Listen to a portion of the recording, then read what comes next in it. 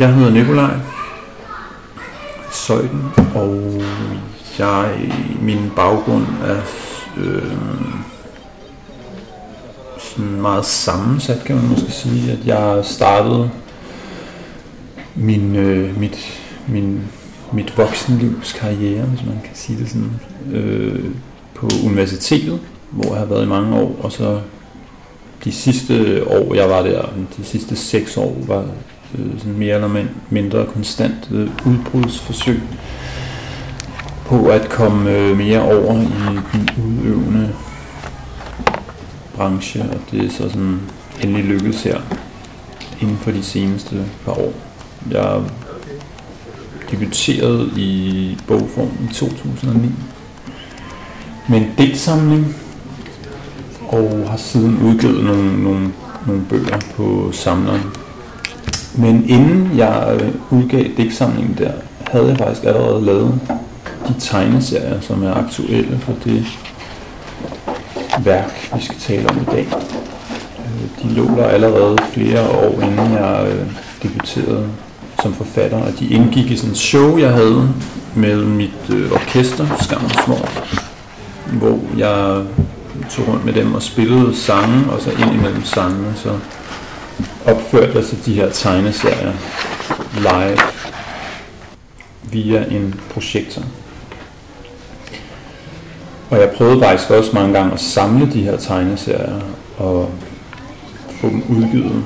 på skønlitterære forlag, men der var ikke rigtig nogen, der er redaktører, der synes, jeg tror engang, de ligesom overvejede det, fordi de sendte altid videre til børnebogsafdelingen. De opfattede det ikke rigtigt som litteratur. Men så efter jeg så var debuteret, så blev jeg så kontaktet af Mathias Kokholm over fra Afterhand i Aarhus,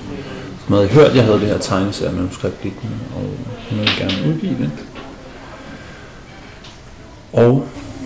så kom der altså en tegneserie på et eller andet tidspunkt mellem de andre bøger, men i virkeligheden var det faktisk der, det startede. Og nu sidder vi så her, og Mille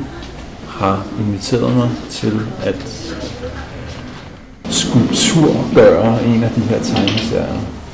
Og det er så,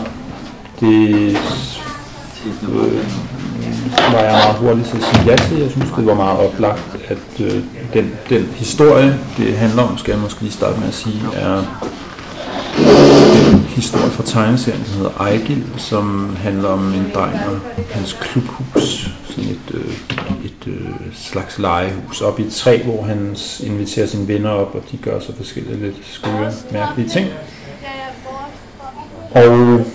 jeg har faktisk før, at du kontaktede mig, Mille, havde jeg faktisk tit tænkt på, at man kunne lave et eller andet, man kunne lave det legehus, og så fortælle den historie inde i det legehus. Så det var meget nemt at sige ja til det, og jeg vidste også præcis, hvem jeg ville have til at lave det legehus, nemlig den gruppe, der hedder Parfume, som også laver sådan noget, der laver nogle ting, som er sådan meget naive og brutale i det, som passer meget godt til det univers, der er i tegneserien, og den streg, der er. Så værket, som jeg præsenterer dig for, Mille, og som du har accepteret, det er så altså det her legehus. Simpelthen et legehus, hvor man kan gå ind, og der vil man så kunne på åbningsdagen vil man kunne se mig fortælle historien, og på de andre dage, når udstillingen bare står, så vil jeg være repræsenteret med hvor jeg har indtalt historien til billederne, lidt ligesom når jeg opfører det live.